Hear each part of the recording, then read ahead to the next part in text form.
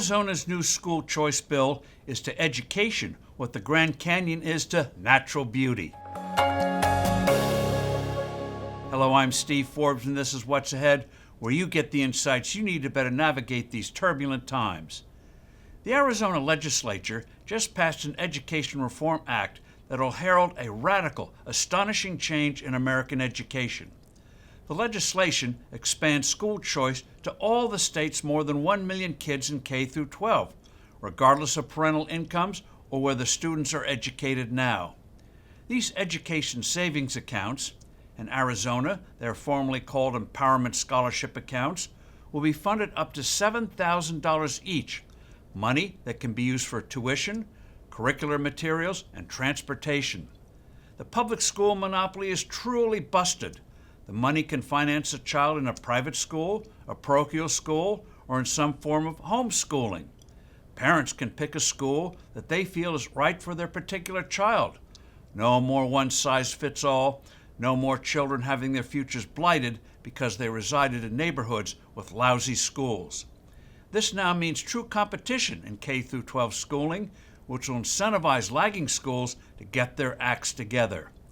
What Arizona is doing is putting into practice the concept of education money going to fund students, not systems. Families are in control, not powerful bureaucracies. The Canyon State is not an outlier here. Almost 20 states have passed or expanded programs to fund students rather than school systems. None have gone as far as Arizona, although West Virginia is close, but others will likely do so. While the school choice movement has made progress over the years, it was the behavior of the teachers' unions and school bureaucracy since the advent of COVID-19 crisis in 2020 that put it in overdrive.